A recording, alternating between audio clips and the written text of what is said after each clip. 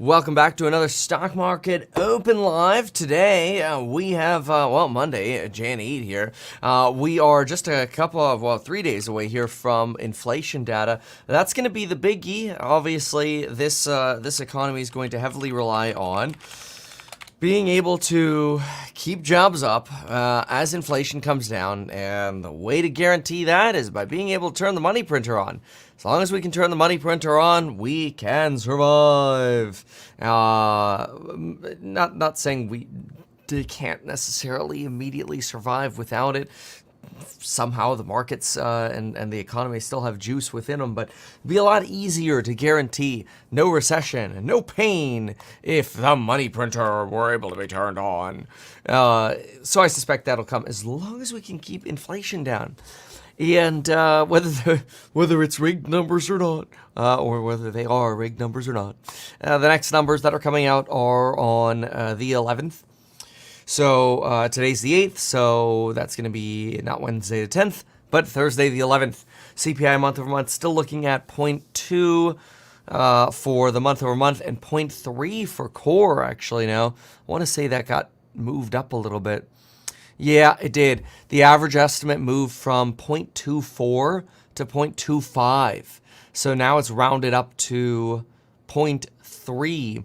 What's actually really interesting is we've got more estimates that it could even come up as high as 0.35. So a little bit of a slip there on these inflation numbers on a month-over-month basis, coming in a little bit higher. So let's see here. Let's see if we can get a picture up here. But we've now got 45 estimates, so we've about doubled the amount of estimates that are standing available at the moment. The estimates range from, a lot of 0.3s. Wow. You only have, out of 45 estimates, you only have 2 people at 0.1. You have quite a few estimates at 0.2. 1, 2, 3, 4, 5, 6, 7, 8, 9, 10, 11, 12, 13, 14, 15. Yeah, say about 20 at 0.2, and then about another 22 or so at 0.3. So a little bit more in terms of how many estimates you have in that 0.3 range than in the 0.2 range. And so you could see what that looks like graphically. I'll throw this up on screen. Oh yeah, this even counts it for us, of course, on the right. But anyway, this gives you a little bit of a look at where sort of the skew sits, if you will. And leaning certainly a little bit higher than that 0.2 on the average. So it'd be nice to come a little bit lower there on the core month over month. And if we do get 0.3, then we'll have to sort of extract why we get a 0.3 and some kind of reacceleration. Or the question will be, is it a reacceleration that we need to be worried about, or is it some form of seasonal issue? Who knows? We'll see. That we will know very soon. Well, Thursday. It's always like there's something to look forward to in econ. But anyway, in the meantime, the latest multivariate core has not been touched since December 26th. So this has been the same. Again, these are our expectations, as well as, it's my expectation that this trend down will continue. But we also want to give credence to the bear argument, which is that no, this downtrend will not continue, and we may actually see a reacceleration in this trend. So pay attention to this. So far, no reacceleration yet. Atlanta real GDP, we get a new estimate tomorrow. I believe that's what it was. I believe we're currently sitting at 2.5, and the next estimate's coming in tomorrow. And confirming, yep, we have a 2.5 estimate on real GDP for Jan 3. Next estimate coming out on Tuesday, Jan 9. Then let's see if we got any activity from good old Nick T over the weekend. We'll look at other catalysts here. We just got some notes about Lori Logan, suggesting that it'd be nice, essentially, if we had stronger financial conditions to help keep inflation down. But I think that's always where most get confused, is that strong economy does not mean inflation. So I think that's just the Fed's current belief. Well, we must have tight financial conditions to restrain demand. I think you can already let go of that rubber band. Remember, we can loosen the rubber band of demand constraint to enable demand to expand again, to the extent that company supply chains have expanded to be able to accept increased demand again. And my suspicion is that companies would love excess demand without necessitating excess inflation. Okay, so then of course we've got good old Boeing. Oh, it'd be interesting to see what are they doing pre-market. Good old Boeing after that Max gets grounded again. Okay. It's actually not as bad as I thought. Boeing down 6.9%. Zooming out on the day chart here, the company has been coming off a little bit of a peak, well, as most have been at the beginning of the year here. And when you zoom out on the company, obviously it's done great since the pandemic, but boy, it's been volatile. So, yeah. Yeah, sorry. Excuse me. Yeah, forgot to hit mute on that one. My bad. But anyway, so, yeah, look at this. I mean, we went from 89 all the way up to 280 in 2021, all the way back down to 120 on Boeing. My goodness, what a roller coaster during 2022, which was roughly the bottom of our SPY, to now trending back down after, I'm sure by now you've heard, so we don't really need to rehash it, but another 737 MAX had yet another issue now, which led to a door blowout. But it wasn't a functional door, it was actually a door plug, so that way the way the companies could configure the plane, like Alaska Airlines, is they have a choice. Do we put more seats here or have a door here? Their decision was to have more seats here, but the door plug apparently ring failed or whatever, and the door came flying out. Pretty clean break. Nobody, as a miracle, was sitting in the two seats that were heavily damaged. In fact, up to about 10 seats were damaged with bending and contortion from the amount of, contorting that occurred to these seats that, would have been pretty devastating, let's just say, if people were sitting there. There were actually 3 children near those seats in lap seats with their parents. Nobody injured in this, which was so remarkable. And you're looking at laminated checklists literally flying out of the cockpit because of the rapid depressurization that occurred. And that was only at 10,000 feet. They were in their climb. So imagine if they had been in, at closer to max altitude of probably for them 35 to 40,000 feet. It would have been substantially worse. A lot more of that plane could have had a hole in it. Anyway, so that's Boeing for you. 737 MAX has had a lot of problems, including lack of training problems that have led to 2 substantial crashes in foreign nations from the override of specific sensors to keep the nose of the plane down or level when one other sensor fails, override mechanisms not being well trained. So, the company's been going through a lot of poopsie-doopsie, let's just say. And this does not help.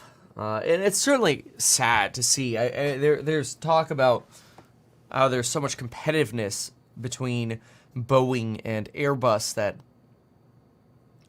potentially, maybe Boeing bred a culture of rushing for the sake of efficiency to beat Airbus versus perfection, which you expect on an airplane. So anyway, a little bit on Boeing. What else? Well, then let's look at other catalysts. We do start earnings here soon, very soon actually. First, we'll have consumer credit today. This afternoon, actually, around 3 p.m. Oh, after the bell, 2 hours after the bell, we'll get that credit outstanding. Expect that to be about 9 billion is the current survey. We'll get New York Fed one-year inflation expectations around 11. These are all late releases. You get small business optimism will come out tomorrow, 6 a.m. Pacific time. Trade balance 8:30. Mortgage applications on the 10th at 7. Wholesale trade inventories and trade sales at 10 a.m. on the 10th. Then we'll get CPI.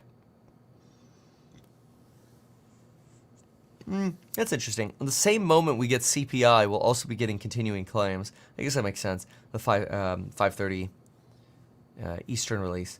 Wait a sec. That's a 5:30 Eastern release. That means these, for some reason, these times switch to... Yeah, what a stinker. All those times I just read switch to Eastern. So let me read that again. So New York inflation expectations, 11 a.m. Eastern today, 3 p.m. Eastern consumer credit, small business optimism, that's really early then, 6 a.m. Eastern tomorrow, trade balance 8:30 tomorrow, Eastern, 7 a.m. And 10 a.m. for the mortgage and wholesale applications on the 10th. And then, yeah, for some reason they switched to Eastern. But 8:30 a.m. for the CPI release, which we know on the West Coast is 5:30 a.m. So that's interesting. And then the next day we'll have PPI. PPI, this is interesting. So final demand year over year is expected to be 1.3%. Wow, that's pretty low. And then PPI ex food and energy is expected to be 2% even for producer price inflation, which is very interesting because it somewhat indicates the leading end of inflation. Although CPI year over year for core is expected to be 3.8, so we'll see. Those will be fun. Somebody here is talking about Restoration Hardware. Let's see what's going on over here. Well, not much. Restoration Hardware down about 1% in pre-market, 7% on Boeing here. Let's see where trades sit today. Ooh, Zim down 8% in the pre-market. Interesting. That one's been such a trade play. Just, I mean, you could wake up every day and just figure out what do you want to do. You going to go up Zim or down Zim today? So let's find out what our latest Houthi drama is. Houthi.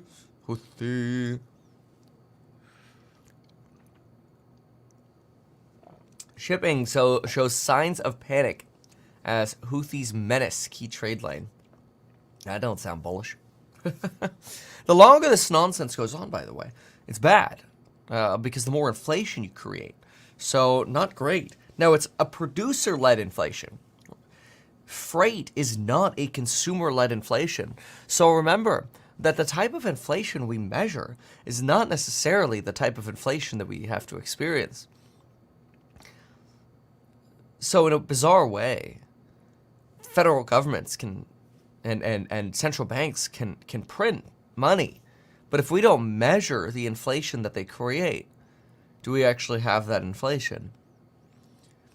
Well, eventually you break the trust, and that's how the currency breaks. The only reason I always like to lean into the phrase dollar Ponzi. The only reason that exists, because you're really, when you print money out of thin air, you're taking from somebody's trust and you're creating money, right? So, or you're distributing money or whatever. It's all from the trust banks. And theoretically, if you print money and you expand the supply of money, but that doesn't necessarily induce so much more demand that it increases prices to go up, then did you really create any inflation by looking at the traditional argument of the expansion of the money supply as inflation? Well, I suppose it depends, again, how you measure it. You could just look at like M2 money supply, which we're negative now and destroying money, but that's fine because we've created so much. So, of course, some destruction is going to turn that negative. Or you could just look at consumer prices and go, I guess we could just keep printing. So, in a weird way, yeah, it is inflationary to see shipping lanes charge substantially more for their 40 yards. You know, I mean, we're up over 2x for some of our 40-yard routes. But does that necessarily lead to consumer inflation? No. That's really interesting. It's all rigged. Anyway, but that's why I say, like, learn how to play the game and then play it. You know, yesterday I spent the day with Lauren Southern, who's like, you know, pretty controversial figure, and mostly because we're traveling to do a bunch of interviews, and you know, I always like to meet people in person and see, okay, like, are they the way they've been defined online, and like, where are their heads? We're talking a lot about that with inflation. Coming weeks are very likely to be difficult as trade volumes ramp up before the Lunar New Year, which begins February 10th. Yeah, remember, depending on the route you take, going from Shanghai all the way around Europe to Rotterdam is about 30% further. It does add about 5 days as well. These ships are going, what, 15 knots or whatever. I wonder if that's how fast the car ferry is going I was on yesterday. I've never been on a car ferry before. So when we got off, we rolled the windows down and played I'm on a boat. Yeah.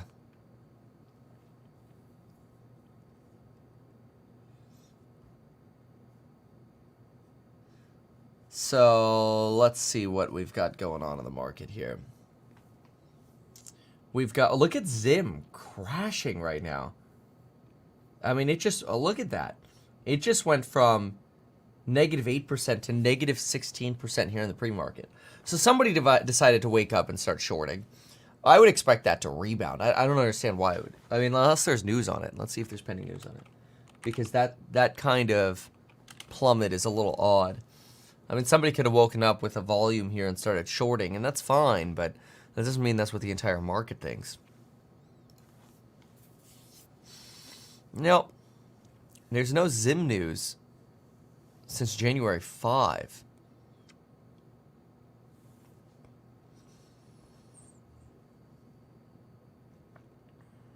Yeah, no, I don't see any other news either. That's very interesting. Huh, okay. Yeah, so I don't pay attention to this one. Let's see if we bounce on this Fibby here. But boy, 17%. I mean, we should have some. I mean, pre-market is so thinly traded. Anything can really happen pre-market. I personally don't like trading pre-market. I think, you know, remember, when you're trading pre-market, you're not going through the exchanges. You know, you're operating almost like a direct trader, like in a weird way. Pre-market, there are no market makers. And, you know, a lot of people hear that and they're like, well, screw the market makers anyway. That's fine, but, you know, market makers have a job to provide liquidity and stability in the pricing. No market makers, no necessary liquidity or stability. The extent of your liquidity or stability is that. So, yeah. But again, I wouldn't be surprised if somebody just woke up and put some large orders in here to look at that large spike right there. We got $31,000 volume. That's about twice the volume we had before that. Somebody here just came in with a $15,000 short on Zim. Sorry, 15,000 unit short on Zim at, you know, $13 a share. That's almost a $200,000 short right here. That's my take. Somebody just shorted this sucker by 200K. As soon as they're done loading up their short position, this should rebound, at least temporarily. I mean, they could be right on the day or you know, for whatever period they hold, but see what happens there. It's very interesting. What's my opinion on a ChargePoint lawsuit? You know, I haven't heard about that, but I think ChargePoint sucks, and I think they're going bankrupt. So I'm sure they have in-house counsel. So, you know, I think their greater concern should be going bankrupt than worrying about some kind of lawsuit. Oh, this is just a typical SPAC lawsuit. It's like a SPAC class action. I mean, every lawyer under the sun basically just made a list of all the SPACs, sorted them by market cap, and then started throwing out class actions. You know, because when everything went down during the tightening cycle, SPACs were the ones destroyed. Oh, by the way, I want to be very clear. I do think the Bitcoin ETF is going to get approved this week. I think it's I could be wrong, but I think there's a very, very high chance it occurs within the next 2 full days. So, like, through the end of Wednesday, right? But I think there's a very high likelihood we get a Bitcoin ETF this week, which is actually, it's exciting. I am very, very, very bearish Coinbase. Not necessarily immediately after the approval. I think it'll take many quarters to really start seeing volumes transition. But I do think there'll be a transition. And so on ehack.com, I have my whole bear thesis for Coinbase. But I also don't know. I don't know that how much of that will. I think maybe you'll see like an initial rally on Bitcoin, but I don't know how much enthusiasm will stay, given that there was a lot of speculation for the approval. And so I wonder if this is just going to be a big buy the rumor, sell the news, and a lot of traders will get their money out, so to speak. And that could lead to some temporary downward pressure on BTC. I don't know. I expect a lot of volatility. Like, I think a better play, for me at least, is longer term short coin. I'm not sure how immediately, but in the near term, I could see both. I guess if I had to put boundaries on it, I couldn't really see breaking. Oh, let's look here. What could I not see? Yeah, I don't know if I could see us breaking 48. I don't think we break 48 on a BTC approval. We could try to, but I don't know if we break it. If anything, we could, rubber band closer to that 42. Which is my prognostication. And Coinbase, I think, has a lot further to fall. But I do think that BTC ETF is coming this week. Shouldn't the ETF bring more money? Yeah, well, if you read ehack.com, you wouldn't be asking that question. So,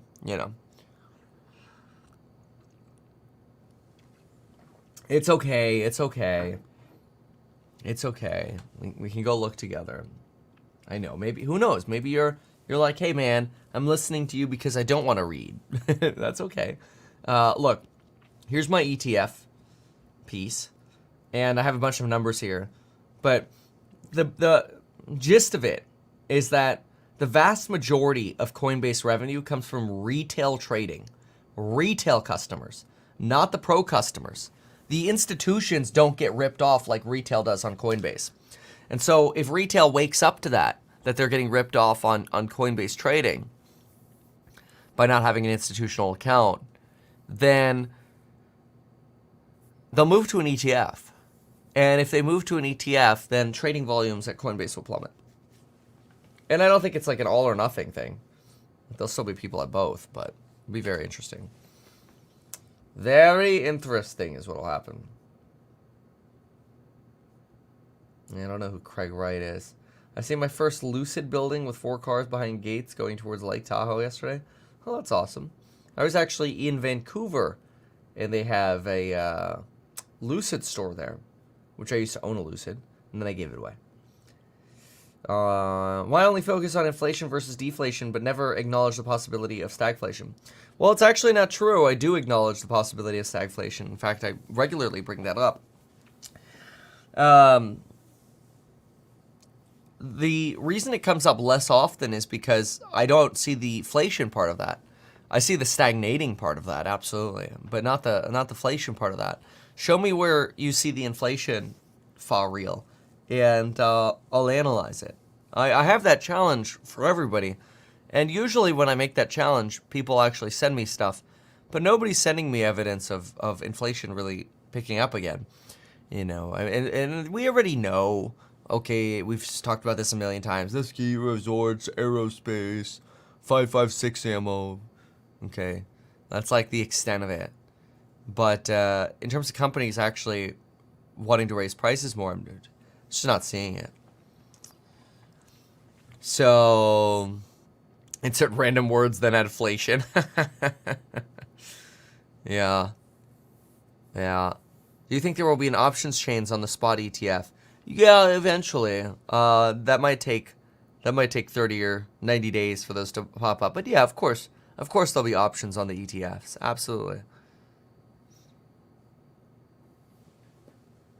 Uh, yeah, right, Scott, exactly. The volumes for BTC go down with an ETF. When you have balanced trade, right? So we actually talked about that on ehack.com, is you have to know what balanced trade is. So let's say you're an ETF market maker, and somebody comes in with, a sell of 1,000 units of the ETF shares, and somebody comes in with a buy of 1,000 shares. Fantastic. Bloop. Zero Bitcoin trading volume. You just exchanged 1,000 shares of Bitcoin, which, let's just say,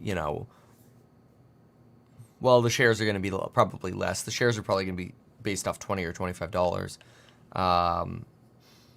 Right. So, what? That would be about $25,000 of Bitcoin, right? So maybe a better example would be 1 million shares, but it doesn't really matter. The point is, when you have balanced trade, you have the ETF shares and you trade them. Now, then you get unbalanced trade, and let's say you have, 1 million shares of buy come in and 1.2 million shares of sell come in. Does that create Bitcoin trading volume? Not necessarily, because the market makers generally hold some form of a buffer of inventory. So if they hold an inventory of, say, and then they hedge that inventory. So if they hold an inventory of, 200,000 ETF shares, they could actually cover that that balance of the sell order. So they could cover that without actually having to go create any kind of Bitcoin shares or redeem any kind of Bitcoin shares and actually trade the underlying.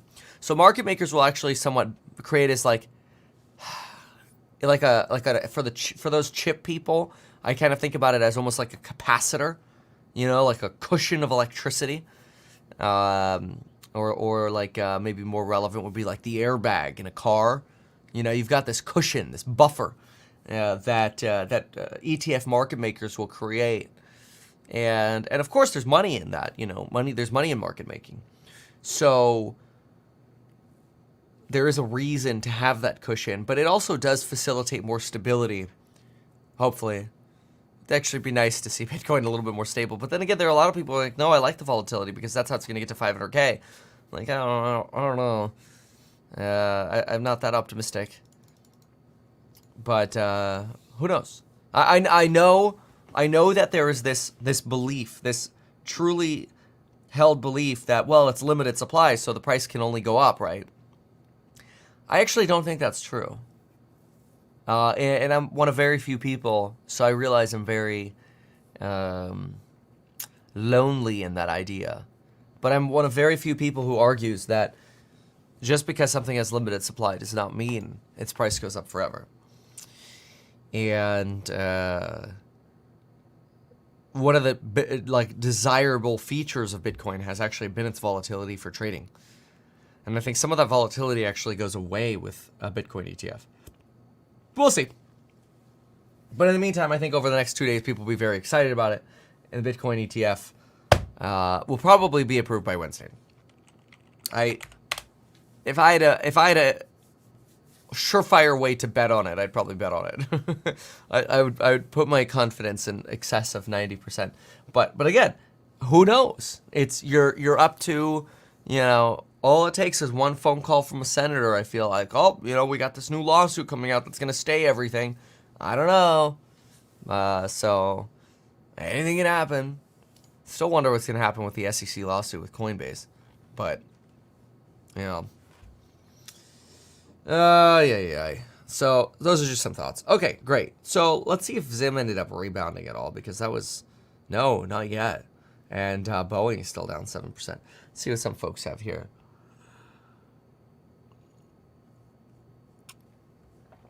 Well, okay, yeah, sure. I mean, you could, yes, there are derivatives, of course. I'm talking about not for a trading vehicle supply. SPR, they installed the door plugs. Oh, interesting. SPR, Spirit Aerospace Systems, down 13%. Who implicated them, I wonder? Oh, yeah, look at that. Well, it happened over the weekend. Their name definitely came up. Very interesting. Hot takes, son. Yeah. Yeah, Jerry here says an inherently deflationary currency is not what we want. Yeah. Yeah. Yeah, well, that's what Austrian economists want, but I do worry that since our entire system is built up on the idea that we can inflate our debt away and people still trust our currency, that switching to a different style of currency would be depression inducing. And I'm not talking about, your personal feelings either. I'm talking about an economic depression. If we switch to an Austrian style of economics, we'd be screwed because the transition would be so painful. But everybody would be screwed. So it would really suck. And I'm not saying one is better than the other. I'm just saying, changing would very much suck. Yeah. All right. So, let's see what else. It actually feels very quiet, knock on wood. I don't know, sometimes I say that and then, I don't know, something breaks. Doors fall off Boeings. So, all right, let's see what we got here. Pressure. Then you look at supply chain, you look at things about shipping, not just, hey, what's going on overseas on the two wars we have, but look at what's going on in the canal. So I think all that said, the Fed's going to be hard-pressed to get the 6 cuts. I think you'll get a couple at the end of the year, and the markets will have to reprice that, especially for the growthy stocks that are taking into account, 2% again. Okay, so 2 instead of 6, and back-end loaded. The market might not be set up, but that would be disappointing to the market. It absolutely would, and you could get a correction, but I think the correction would come from some of the stocks that are priced, way above where the market is. So I would look at healthcare. I would look at, defensives like staples, utilities, commodities. Not to say you don't want to be in the Mag 7. You can, but be diversified. Staples, bro, really? Come on, man. People don't got money for even staples anymore. I don't know. I think people think, high inflation, people are still going to have money for the staples. People are in a stretch, and even staple sales are going to go down. Last year. So I think those are some good opportunities to be in. No. Some people were saying that it's safe to load up on duration and in bonds at this point with at least a portion of your portfolio. Do you ever do that, or you just strictly tell people what stocks to buy, Saran? No, we have them in our balanced accounts, depending on the client's risk profile. Yeah, boring answer. Okay, so not opposed to duration. It just basically means going long bonds right now. Somebody here says, fiat with the money printer in the hands of the very few equals communism. This isn't actually wrong. I actually agree with this. Not in the near term, but in the very long term, it will probably create an extremely socialistic economy because the wealth gap will become so obscenely large that you'll have no choice but to essentially create some form of universal basic income, and then, here's your virtual reality headset in your pod. Go, survive. So I think in the long run, a widening wealth gap is really depressing, and you want to avoid a widening wealth gap for as long as possible. I actually think that's why I'm a big fan of trying to encourage people to grow their wealth the real way. Through a mix of stocks and real estate, but very few people teach that. Everybody in real estate gets more views making videos about how the real estate market's going to crash next. But anyway, that's the kind of stuff I teach in like the 0 to Millionaire Real Estate Investing or Stocks and Psychology Money course, or even the Gold course, all at meetkevin.com. But anyway, aside from plugging that, plug, not a good word anymore after Boeing. But I don't think that's actually wrong. This idea that a widening, the money printer in the hands of the very few widens the wealth gap, and the widening wealth gap leads to socialism over the very long term, maybe 100 years, and then eventually that'll devolve into communism like socialism always does. There's the reason. Okay, so there was Houthi news. Aha. So it was not trading, it was Houthi news. Although, what a surprise. The reaction gets bounced. Also expected. But listen to the Houthi news. Houthis apparently have come to some kind of agreement to pause attacks. Houthis have made a deal with select shipping lines regarding Red Sea passage. Danish media Shipping Watch reports the meetings between Houthi rebels and ship owners have taken place and agreements are in place. Maersk fell as much as 8%. Zim fell as much as 18%. Wow. Okay, let me translate this. Shippers realized Joe Biden and the American military are limited, or were limited, in how much support they can actually provide in the Red Sea. So instead, they decided to just pay the Houthis directly. So we, through our weakness in defense, whether it was political or strategic or whatever, through our weakness, the American government has essentially just indirectly financed a terrorist organization by motivating shipping companies to give up hope that the United States would save the day, and instead motivated shipping companies to directly finance terrorists to allow free passage of their ships. It's basically a ransom. Is it a ransom? It's like mafia money. Except, you know, I feel like the mafia is less evil than terrorists who kill, you know, people just because they're of a certain country or whatever. It's like at least the mafia has a little bit more discretion who they kill or whom they kill.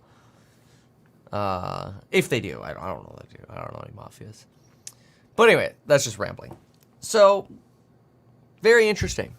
That's a very interesting thought. Both of those were very thought-provoking.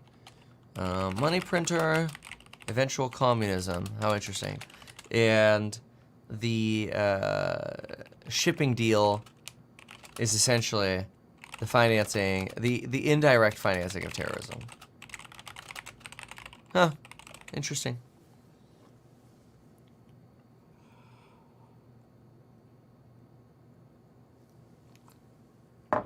All right. So, what else?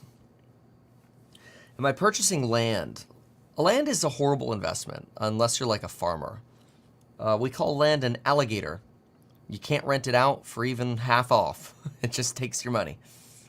Land is good for developers and farmers, but otherwise it's stupid.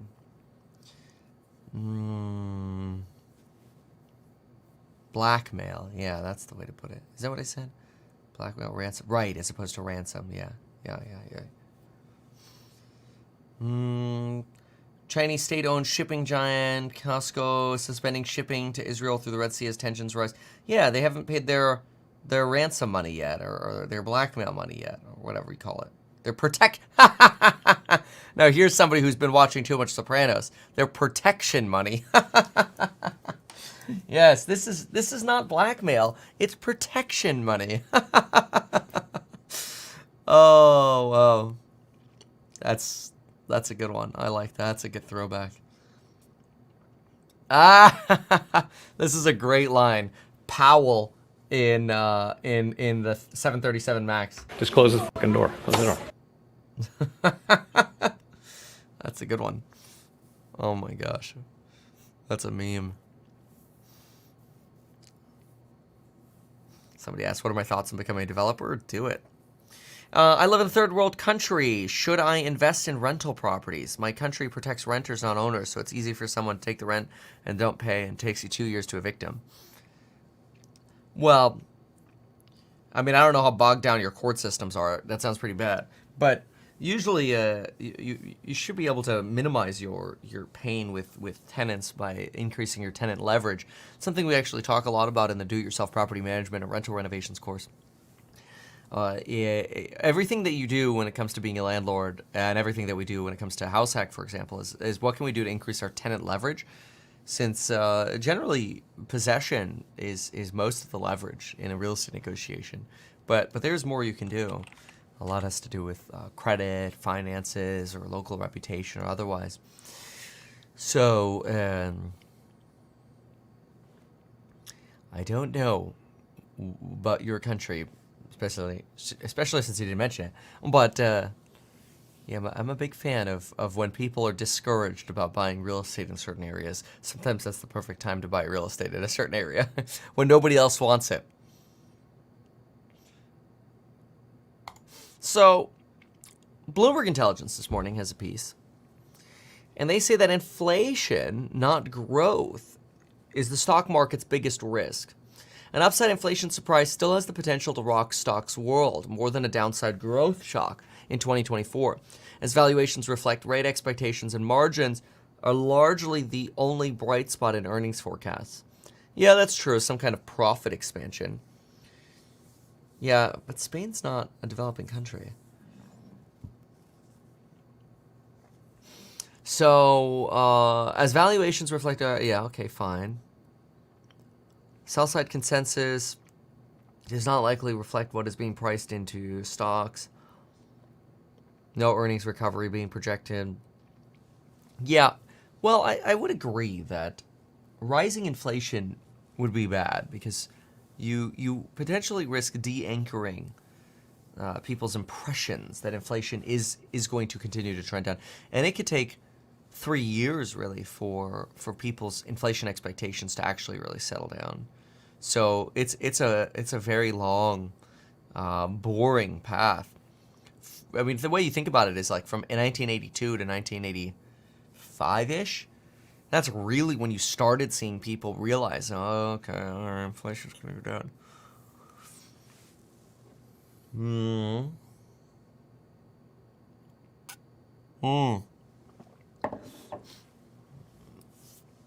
Yeah, you know, an argument against the Houthi terrorists is not an argument that has anything to do with the slaughtering of women and children in Palestine. It is a horrible, slippery slope argument that you've made, completely miscontextualizing what I've said. So thank you for being a classic internet commenter who always looks for an implication that doesn't exist. That's the stupidest thing ever, of course. And I've expressed it many times before. The slaughtering of women and children in the Gaza Strip is absurdly disgusting. And it doesn't make me anti-Israel. That just makes me like anti the slaughtering of women and children, for goodness sakes.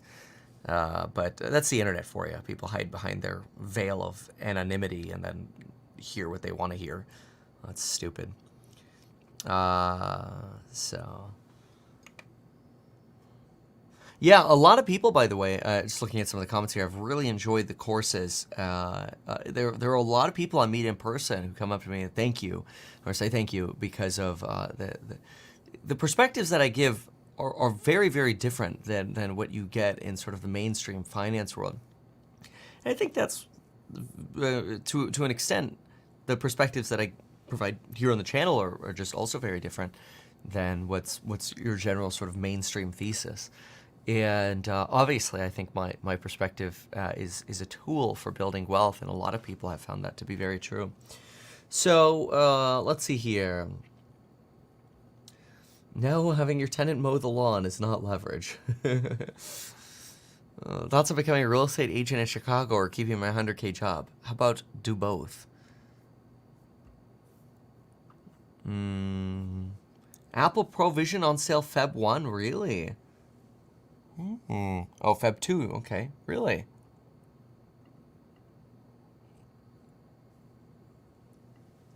That's very interesting. Let's go to the Apple website, see that.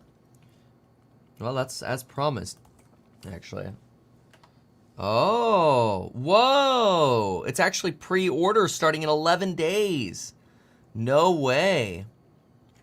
Wow, look at that. That's very interesting. Welcome to the era of spatial computing. Pre-order Jan 19, 5 a.m. Pacific time. Oh, come on. Why do they always screw people in the Pacific? I have to wake up early. Not forever, whoever actually wants to buy it. But that is very interesting. Welcome to the era of spatial computing. I wonder how much it weighs. This is what a lot of people are complaining about. Did they give any tech specs yet? Learn about the apps. Oh. This is like the first iPhone. There are no apps. You literally have mail, messages, music, TV. I guess that makes sense. Photos. Unlimited theater. Be in the moment all over again. The spatial photos would be very interesting. I actually think there's a setting that reminds me. There's a setting you have to go into to get spatial photos. Let's see where that is. Camera. And it doesn't auto turn on either, as far as I'm aware. Whew. Actually don't know where it is now. Spatial. Ooh, it doesn't even come up anymore. Ooh, I wonder where it is. I thought there was a setting. Ah, there it is. Okay, it's under formats. Camera formats. Spatial video for Apple Provision. Record spatial video with remarkable depth for viewing in the Photos app on Apple Vision Pro. For the best results, keep the iPhone in landscape orientation and stable while recording. Video is recorded at 30 FPS at 1080. A minute of spatial video is about 130 megabytes. Yeah.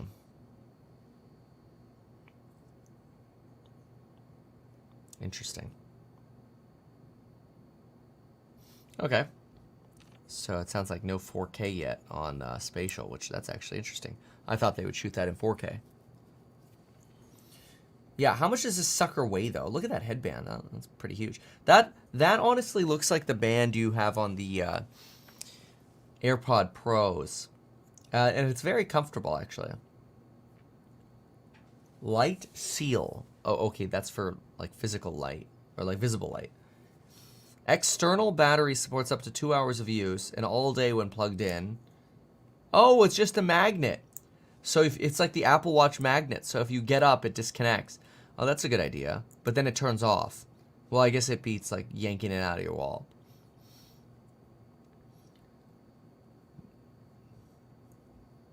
Wow. That's giant. Learn more about the design. Yes, please. I'd like to know how much this sucker weighs. But I don't think they're going to give it to us.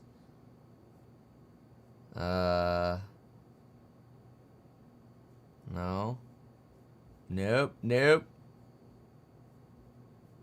Nope. Bummer. Alright, 15 minutes to mark it open. More pixels than a 4K TV. Custom micro OLED display featuring 23 million pixels. Most advanced spatial audio system ever. Eye tracking, sophisticated sensors, some fancy chips, augmented reality, developer tools. Yeah, no specs. Although, I wonder if we could just Google it. Let's see here.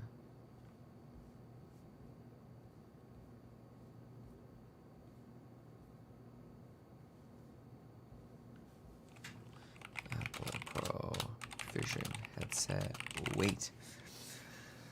453 grams. That's suggested by a reviewer. That it weighs around a pound. Yeah, but that's just a suggestion. In other words, nobody really knows. Could weigh between a pound to a pound and a half. Yeah, but those are just guesses. Alright, whatever. So, Tesla's down about 12 bips. SPR down 13% on, I guess, the Boeing plug. 13% on Zim. Boeing down about 8%. NIO's down about 2%. First Solar down 85 bips. Tesla down 12 basis points. Going to the upside, we've got Coinbase, Redfin, Enphase, Marathon Digital, Bill Holdings. All these guys up. Nvidia up 1 to 2.5%. Apple sitting at about 0.5%. Let's go look at. See if there was any Enphase news or if this is just pre-market drama. If it's pre-market drama, it usually sells off in the day. Oh. Enphase Energy raised to overweight at Wells Fargo. Wells Fargo raised the recommendation on Enphase to overweight from equal weight. I wish I could get some more on that. Maybe there's a press release on it. Wells Fargo, Enphase. Are they opening bank accounts for Enphase? I don't know. Is that mean to say about Wells Fargo? Anyway. Okay, research analysts at Wells Fargo from equal weight to overweight. In a research note issued to investors on Monday, a number of other brokerages also issued reports on Enphase, blah, blah, blah. Okay.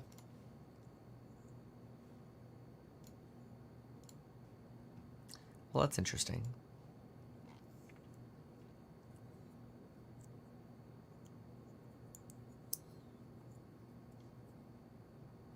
Yeah, okay. Good, very good. Let's see what else is going on. AI. Oh, look, he's remote today. Look, I think that this stock down is really a reflection of the fact that it was up 48% last year. And I do not want to say that therefore it's over. I think some people are even fearful that it could be a pre-announcement. I'm not buying that at all. Apple iPhone fell from Boeing, still working right after. I would focus on that because 16,000 feet drop and it still works. I mean, I don't know. I mean, do you really want to sell a stock that is able to do that? Not that we would be dropping phones regularly from 16,000 feet, but I do think that there is a sense that maybe Apple's come down too much. And the Vision Pro, I don't know, David, $3,000. I happen to love it, but $3,000 seems pretty high price tag. I've been saying that for a long time, and you've always disagreed with me in terms of its ability to become a mass market product. So suddenly you've decided that $3,000 is a lot of money now? We need to have someone back it. No, look, I've been working on Mike Sievert to back it. I know, but we've made that point. He's not, that's because it's off the Wi-Fi. It's not off the cell network. Oh, you wear me out. Look, I think that if With they facts. can find some way to do, yeah, okay. So right now, I think it's still a little pricey. David, the consumer's more strapped than I thought. That's why $3,000 higher price tag. There, how's that? You want that? That's good. All right, I'm going to be nice to you now. You've for years said own it, don't trade it on Apple. I would also point out that last Tuesday, Jim, when we began our first broadcast of the new year, you were cautious on the Mag 7 overall.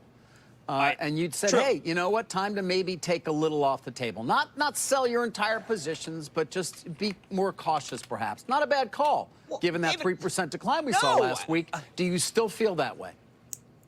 Yes, I do. I think that the Mag 7 is probably one of those places that, frankly, every time they're up, I think you should do some selling. And you're absolutely right. Apple become too big a position for me. NVIDIA, very big position. But what really does matter, David, is that this group is out of whack. 30% of the S&P's value, 7 stocks? No. And look where I am right now. We have companies that, like Eli Lilly, that are saving people's lives. Is that less important or more important than whether you can run ChatGPT? No, it's very important. We've talked a lot about GLP-1s. We will continue to. I think I know you guys covered, and it was very important, that news last week from Lilly in terms of going direct to consumers in certain areas. No doubt. AI is really important too, though, Jim. Come on. It is. And it's going to have an impact on every single enterprise and every person. Wow, they're all over the place this morning. Okay, so talked about the inflation, not growth issue. There's, let's see here. This idea of, oh, wait, what is this here? German factory orders just came in. German factory orders rose much less than anticipated in November, a discouraging sign for Europe's largest economy. Yeah, I mean, this is what we've been seeing, the exporting of deflation, right? Moody's data showed a 0.3% increase in demand, falling short of analysts' expectations of 1.1%. The uptick from October, which saw a 3.8% drop, was due to large orders. Germany, the Deutsches are slowing down. No, oh no. All right. Obviously, if you haven't seen it yet, another little bit of a hit piece there from mainstream media on Elon Musk regarding drug use. It's been something people have been sharing over the weekend. I've read the whole thing, but I haven't really cared much to comment on it. Then, what is this? Tesla will retain EV lead. Survey of 100 IT CIOs. Interesting. Tesla is set to retain its annual global battery electric vehicle sales, in 2024 through the decade, despite BYD being hot on its heels, with Volkswagen no longer a contender. But ICE vehicles will dominate into 2023. Increased BEV rivalry is likely to spur intense price competition, pressuring margins. Yeah, I do believe that. For now, BEV growth expectations may be blunted, giving consumer apathy over the lack of fast public chargers and higher prices. Well, right, and that's where people have regularly thought that maybe advertising that sort of availability or pricing would be useful. Which it is interesting. There was somebody on X that was posting screenshots that they were Googling for a Hyundai, and Tesla ads were coming up to showcase the price of Tesla on Google. So, yeah, I think that's smart. Really interesting to see how their advertising experiment went. Anyway. All right, so what do we have here? We've got the Qs. The Qs being cute. No, Qs are up 25 bips. Tesla is down about 20 basis points. 11.5 Zim. I mean, things aren't moving that much. 45,000 there on Bitcoin. Enphase is up almost 3% here on news of the upgrade. I think some people are going to jump into that one to trade it to see if they can ride it higher today, especially since it did sell off about 20 points just in the last, the first 2 days of the year here. Today, by the way, is day 5. We really want today to go green, because remember that chart we showed last week, which is you get 5 days the first 5 days in a row negative on the S&P and Dow based on the last 5 years. That would be a negative forecast for the entire year's outlook. Problem is, we have a lot of rallying to do to try to break here. Let's see what we'd have to recover. So, we ended the year, oh boy. We closed at 409, there's no way. We closed at 409. 409.52. Rip. 409.52 divided by 396.75. Oof, yeah, no. I mean, to not have that negative on the Qs trigger, you'd have to have a NASDAQ rally 3.2% today. It'll happen like 1 out of 100 times. So that's very unlikely. What about the SPY, which is what the chart was actually based off of? So the SPY closed at 475.31 divided by, where we sit now, 467.92. See, that's only 1.5%. You'd still have to get, I mean, that's still a push for the S&P 500. You'd really have to get a rally today. And I think that's going to be tough to sustain going into CPI. Like, it'd be a lot easier to sell any kind of rally going into CPI, which is in 3 days. And a big deal. So, yikes. Not great for the year, for the indexes, the indices. Until Russia is defeated out of Ukraine, the world won't stabilize. You know, a lot of people disagree with that. A lot of people argue that in a weird way, you actually create this stability in the world by continuing the proxy war with Russia, so to speak.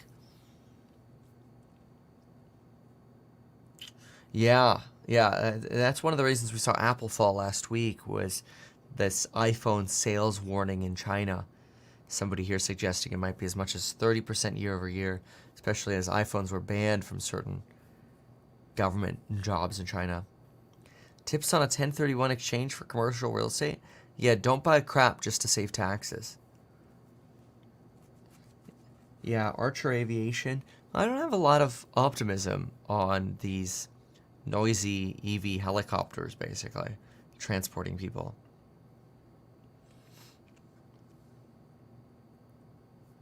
So not so excited. How much revenue for Apple comes from China? Like 25%? Well, we could find out. So let's find out really quick. See, I like asking a question and then go to the financials. It's a type of active reading. So there are 21 mentions of China in their annual report. Ah, here we go. That was fast. Okay, so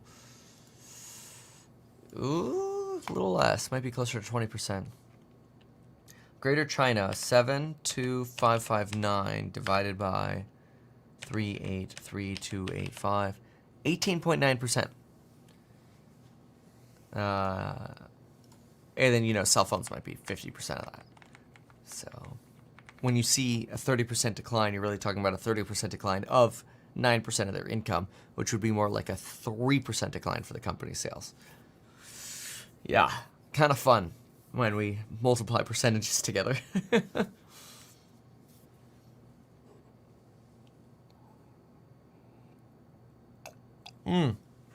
Yeah, we should look at how bonds are doing too. Here we go. Go back to those average candles. And we are looking at a 10-year that's up fractionally, but we're sitting at about 4.04. So that's definitely up from the past couple of weeks. It's not a large deal dollar-wise. They do pay a huge premium for AM, 28 bucks. So over 100%. That's not a bad press release to wake up to if you actually own that stock. No, it's not. And David, one of the things that has really dogged J&J, obviously, is the talc possibilities that this is for cervical cancer, whether it is asbestos or not. This is nice to see something else from J&J. It's 16 times earnings, J&J. That's rather... He's sitting in the lobby of the JP Morgan building. That's interesting. Those folks look like they're just at the lobby where you go to check in. That's one of the things that, if you're not doing GLP-1, you're trying to solve cancer. And obviously, cardio and cancer are the two ways that people, well, that cause death. So this is one of those things where I do think that if you buy a clinical stage company, the market applauds it, David, even though I think you and I both know when you have a money loser like Ambrx, you can't talk about it being additive or it's dilutive the moment you buy it. Yeah, and we should explain to people, and again, I mentioned these ADCs, targeting antibody drug conjugates. I think these guys are out of phase 2 trials already. But basically what this does for J&J, they say, is to help them design, develop, and commercialize targeted oncology therapeutics, Jim. Using this new technology, they're going to be acquiring. Man, I just hate hearing about all these trials and new technology and this or whatever. I think so many of these medical studies are just completely rigged, and then stuff just doesn't end up working for people or causes other crazy side effects. Not saying that old medicine is bad. Certainly some things have been great, but trying to speculate, I mean, it's like trying to create fundamental investments around biology. We don't even understand biology fully. It'd be one thing if we fully understood biology and knew how certain things would react. We just have theories in medicine. It's very challenging, in my opinion. It's like lottery part of the portfolio. Anyway, like gambling part. Let's get the bell. Often when these companies are purchased, there is some risk, but of course a lot of it perhaps mitigated by what are, successful phase 2 trials, for example, Jim. Absolutely. And we want to watch this. And J&J has a really good cancer franchise. This adds to it. It is great to see. Where's the bell? It's supposed to be right now. Ding, ding, ding, ding, ding, ding, ding. They're a little delayed today. And this NBC real-time exchange. At the big board this morning, Worthington Steel celebrating its recent spinoff. And at the NASDAQ, the Invesco NASDAQ Biotechnology ETF. Jim, speaking in news flow, between the healthcare conference you're at, CES, ICR Consumer, CPI Thursday. Yeah, it feels about 50-50 there. You have Tesla just took a little vomit, dropped down about 80 bips. And the NASDAQ is trying to go up. At the same time, you've got Enphase. Tried going more green here, but it's turning into a red candle. Let's see what's moving. Spirit Aerospace Systems rotating down. Zim, stable. Boeing's trying to go green. Make Boeing great again. Enphase trading down. It's only about up 2% right now. 1.9 now. Nvidia is actually moving up. That's where you're getting some movement. Crowd check. Let's look at crowd check. Crowd check. Yeah. Little candlestick over here on crowd. Nice. 2.6. Crocs is waking up. Wow, Crocs up 13% on what? This is their week chart right here.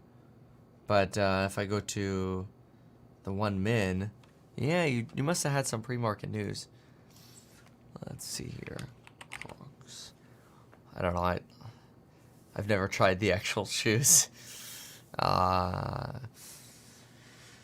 Let's see here. Crocs. Okay. Crocs sees 2024 revenue 3 to 5% up. And the estimate was 3.93 billion. And they're somewhat in line with that estimate, maybe even a little bit low to that. But I guess maybe because they're not missing so much. This stock's doing very well right now.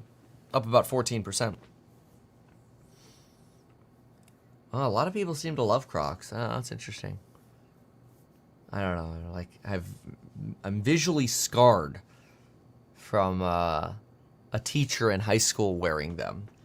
And let's just say they were supposed to be pink Crocs, but they turned black because they never got washed.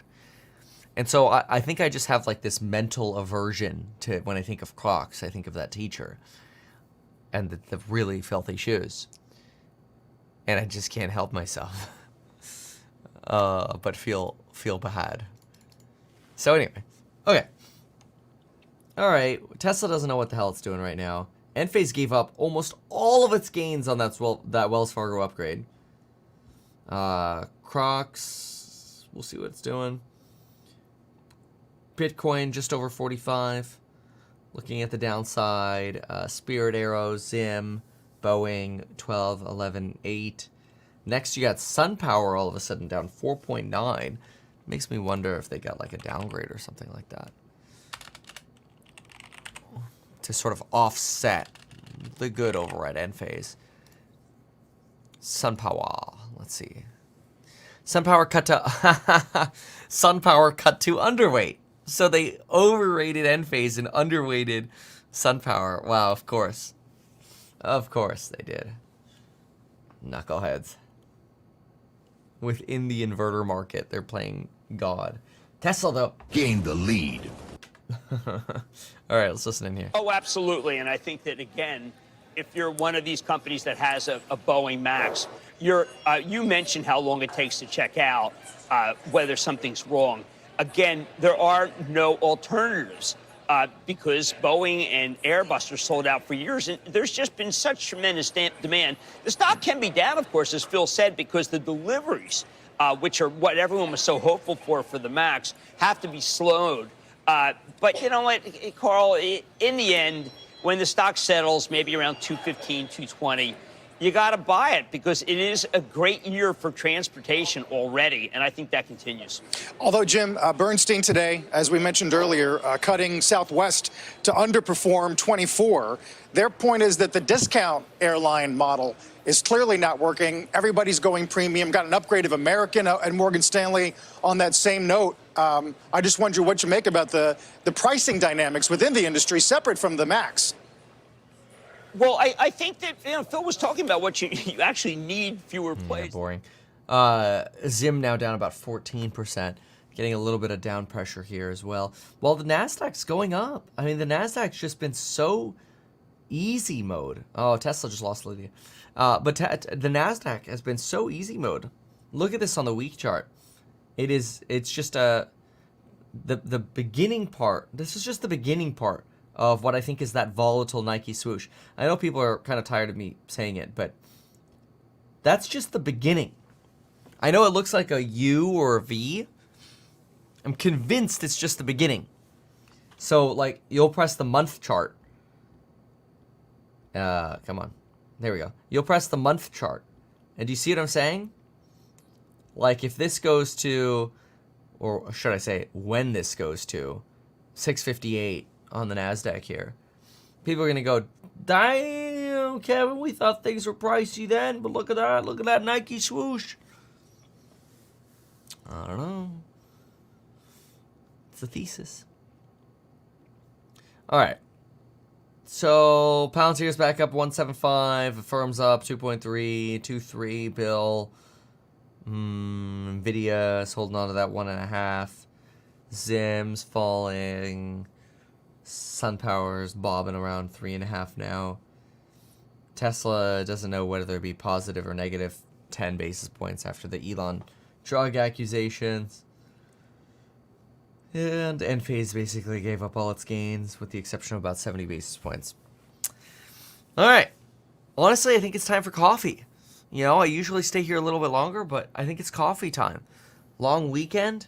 Good weekend, by the way. Met and interviewed Matt Wallace and Lauren Southern. Those would be very interesting. Obviously, both of them lean a little right, so a little right. We'll have to get some balance and get some people on the other side. But we will. So, but anyway, let's play this for now, and we'll think about what else to say. Even though I'm a licensed financial advisor, real estate broker, and becoming a stockbroker, this video is neither personalized financial advice nor real estate advice for you. It is not tax, legal, or otherwise personalized advice tailored to you. This video provides generalized perspective, information, and commentary. Any third-party content I show should not be deemed endorsed by me. This video is not and shall never be deemed reasonably sufficient information for the purpose of evaluating a security or investment decision. Any links or promoted products are either paid affiliations or products or services which we may benefit from. I personally operate and actively manage ETF and hold long positions in various securities, potentially including those mentioned in this video. However, I have no relationship to any issuers other than HouseHack, nor am I presently acting as a market maker. Yeah, very interesting. Nvidia pumping. Look at that. Over 500. It just broke 500. That's a big moment right there. I don't know that it's going to be able to hold the 500 break. You know, we're going to need like a full candlestick over this, especially on the day. But that's a big moment, and that's pushing up the NASDAQ for you here. So watch that breakout on Nvidia. So very, very cool. Awesome. Anyway, thanks so much for being here, folks. We'll see you soon. Bye.